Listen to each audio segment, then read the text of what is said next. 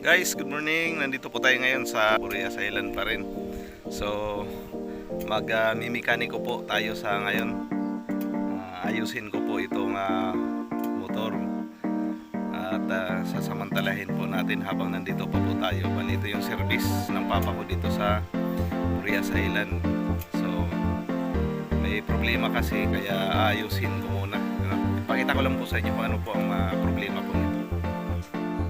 I-start natin para pakita ko po sa inyo. Ayaw po mag-start.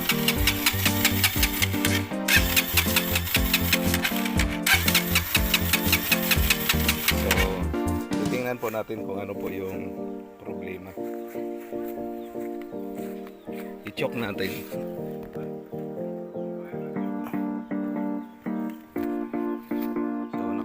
Siya.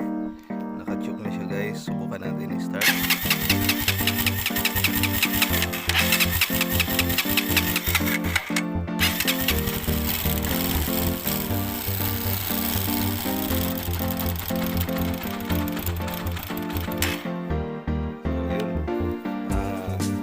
Kahit naka-choke, hard starting pa rin. Kapansin-pansin yung tunog niya. May problema talaga. Ang gagawin po natin ito ay linisan natin yung carburetor, air cleaner, tapos i-tune up po natin para magbago po yung tunog niya. So let's go, guys, start natin. So mahirap guys pag walang assistant, walang naghahawak ng camera. So ito muna, gagawin natin, luwagan natin yung mga tornilyo.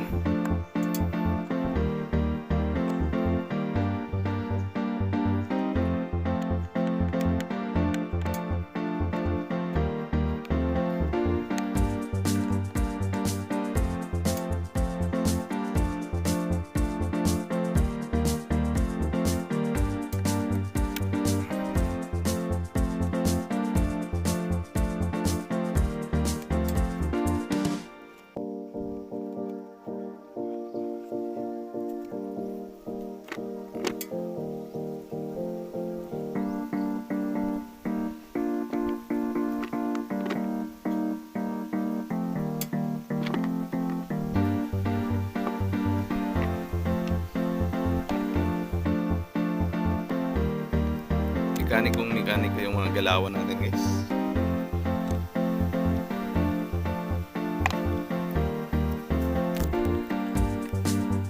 Ayan.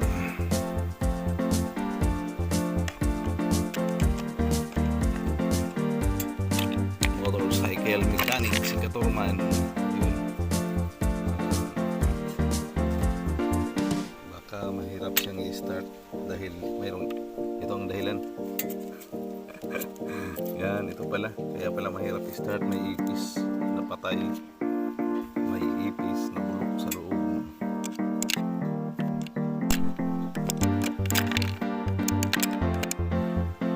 Okay naman, guys. Sa atin, malinis naman yung niya. Malinis naman ito. Kunting lang.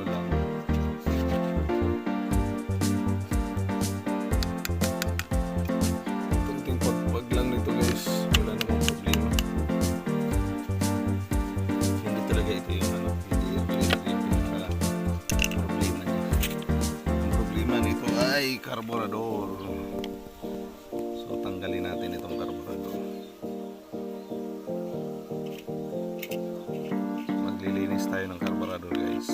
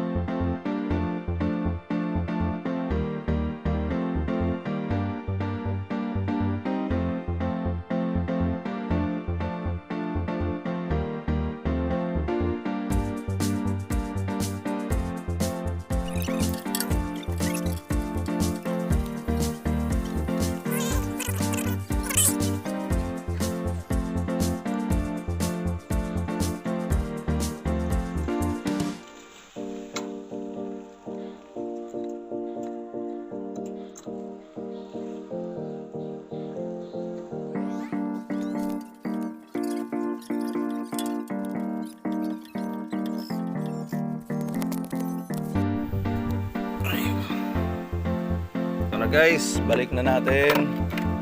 Balik ko na po itong tapos na nating linisan yung carburetor. Mahirap po pag walang videographer, isang kamay. Hindi na po.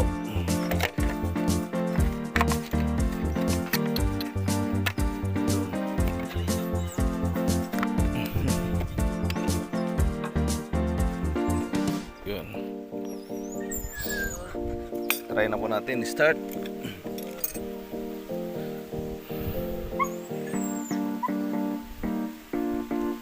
Paano tayo ng gasolina muna?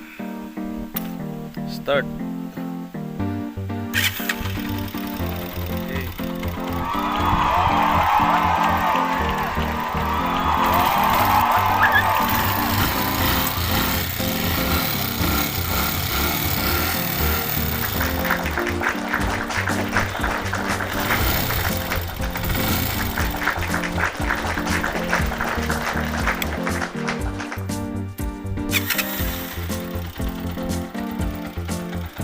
Solve problem.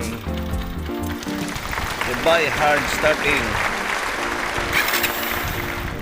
So yun guys, pag mahirap i-start ang ating motor, ibig sabihin agapan agad natin ang carburetor kasi yun po ang madumi. Sabay na natin yung air cleaner. At mayroon tayong nilinisan kanina sa loob na hindi natin nakuna ng video dahil mag-isa lang po tayo. So yun ang isa sa napapansin natin, yung ingay pa ng tunog niya. So ang gagawin po natin ay bubuksan natin ito, tapos i-tune up natin para matanggal natin yung ingay. Medyo iba yung tunog niya. Subukan po nating tanggalin yung ganyang ingay. Hindi ko na binuksan at gagamitin na daw yung gagamitin na yung motor. Kaya yun pa rin ang tunog niya.